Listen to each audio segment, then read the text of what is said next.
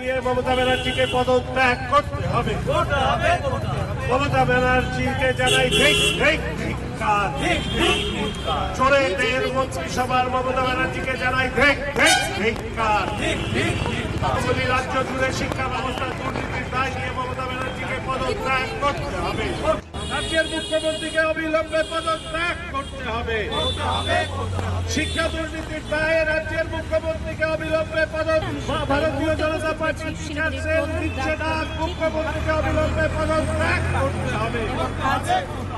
অবিলম্বে ক্যাবিনেটের অন্যান্য মন্ত্রীদের যোগ্য শিক্ষকদের চাকরির সুরক্ষা রাজ্য সরকারকে দিতে হবে। এই দাবিতে বিজেপি টিচার সেল লড়ছে।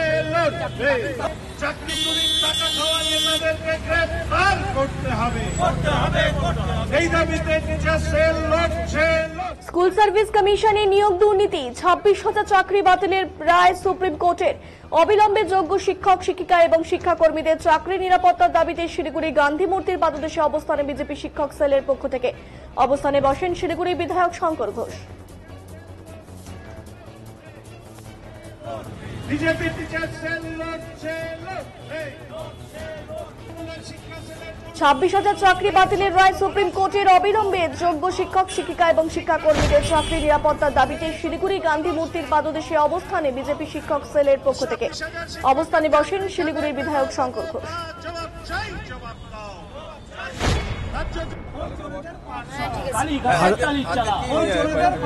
ভারতীয় জনতা পার্টি টিচার সেলের পক্ষ থেকে আজকে মমতা ব্যানার্জির পদত্যাগ এবং ক্যাবিনেটের গ্রেপ্তারের দাবিতে এই বিক্ষোভ।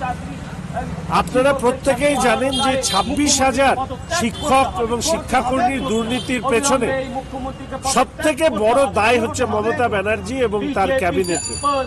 এই রাজ্যের শিক্ষা দুর্নীতি আজকে এই জায়গায় এসে দাঁড়িয়েছে যে এতজন শিক্ষক শিক্ষাকর্মীর চাকরি চলে যাওয়ার কারণে সামগ্রিক শিক্ষা ব্যবস্থা ধ্বংসের মুখে।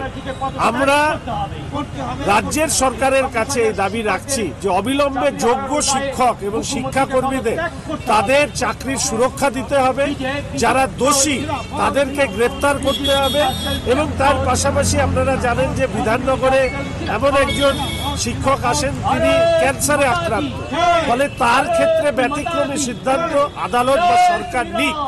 এর পাশাপাশি নিশ্চিতভাবে আমরা এটা বলবো যে বাংলায় একটা প্রবাদ বাক্য আছে যে সৎ সঙ্গে স্বর্গবাস আর অসৎ সঙ্গে নরকবাস। তৃণমূল কংগ্রেসের সাথে যারা থেকেছেন 2016 সালের পরে শিক্ষক হিসাবে শিক্ষাকর্মী হিসাবে নিয়োজিত হওয়ার পরে তাদের মিটিং মিছিলে হেঁটেছেন আপনারা, তাদেরই ঝান্ডা নিয়ে।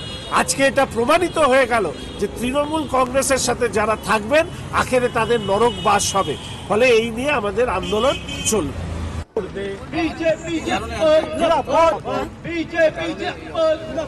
আমরা আজ এখানে এসেছি, আমরা জানি যে 3 তারিখে সুপ্রিম কোর্ট একটা রায় দিয়েছে।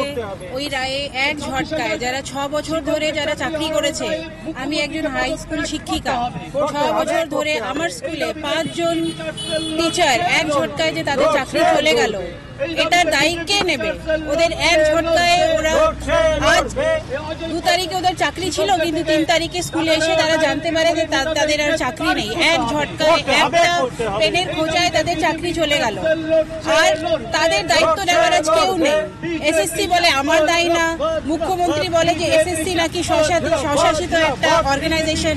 তাহলে এটার দায়িত্ব কে নেবে? কে এটার দায়িত্ব? যারা ওখানে যে টেন্টেড আর নন টেন্টেড বলে যে দুটো একটা ক্যাটাগরি করেছে, ওই ক্যাটাগরি যারা টেন্টেড ওদেরকে তো টাকাও ফেরত দিতে বলেছে, কিন্তু বাকি যারা নন টেন্টেড ওদেরকে বলেছে ওদের টাকা ফেরত দিতে হবে না, কিন্তু ওরা আর চাকরিও করতে পারবে না। তো এই যে যারা নন টেন্টেড, যাদের কোনো দোষ নেই, যারা সৎভাবে ভালো করে পরীক্ষা দিয়ে যারা পরীক্ষাটা চাকরিটা পেয়েছে, তাদেরও এক ঝটকায় চাকরি চলে গেল। আজ তারা আজকে রাস্তায় এসে বসেছে। সবাই, কারোর লোন আছে, কারোর বাড়িতে হয়তো মা বাবা আছে, ছোট ছোট সন্তান সন্ততি আছে, তাদের দায়িত্বটা কে নেবে? আমরা এটা তো সুপ্রিম কোর্টের রায়, এটা এর আগে শুধু সুপ্রিম কোর্ট না, এর আগে হাইকোর্টও এটা রায় দিয়েছিল। একই রায় সুপ্রিম কোর্টও বহাল রেখেছে, তার সাথে 2-4টে পয়েন্ট আরো অ্যাড করে। কিন্তু আজকে যে আমাদের এই শিক্ষক সমাজ, আমার স্কুলে যে মেয়েটা আমার পাশে বসে আছে, ঠিক আছে আমার পাশে বসতো, সে আজকে চাকরি হারা, তাকে আমি যে কি ভাষাতে ওকে সান্ত্বনা দেবো, আমার কাছে কোনো মানে কথা নেই ওকে সান্ত্বনা দেওয়ার। ওকে আমি শুধু এটাই বলতে পারছি যে দেখ বোন, তুই ভালো করে পড়াশোনা কর, এই যে আবার যে একটা পরীক্ষা হবে যেটা সুযোগ সুপ্রিম কোর্ট দিচ্ছে, ওই পরীক্ষাতে আবার তুই বস, হয়তো তুই আবার চাকরি পেতে পারিস। কিন্তু এটার তো কোনো গ্যারেন্টি নেই যে ও হয়তো আবার চাকরি, কেননা 10 বছর আগে যখন 16তে যখন এই পরীক্ষাটা হয়েছে তখন একরকম সবার পরিস্থিতি ছিল, আজকে সবার পরিস্থিতি বদলেছে।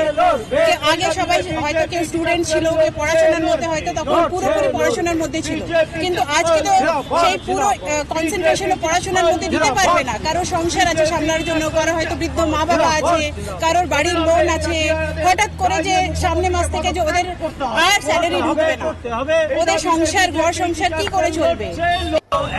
অবিলম্বে রাজ্য জুড়ে চাকরি হারাদের দায় নিয়ে মমতা ব্যানার্জিকে পদত্যাগ করতে হবে। মমতা ব্যানার্জিকে জানাই চোরেদের মন্ত্রিসভার মমতা ব্যানার্জিকে জানাই তাই তো বলি, রাজ্য জুড়ে শিক্ষা ব্যবস্থার দুর্নীতির দায় নিয়ে মমতা ব্যানার্জিকে পদত্যাগ করতে হবে। অবিলম্বে মন্ত্রী পরিষদকে গ্রেফতার করতে হবে। মন্ত্রী পরিষদকে গ্রেফতার, শিক্ষা দুর্নীতির হোতা মমতা ব্যানার্জিকে গ্রেফতার করতে হবে। অবিলম্বে শিক্ষা দুর্নীতির দায় নিয়ে মমতা ব্যানার্জিকে পদত্যাগ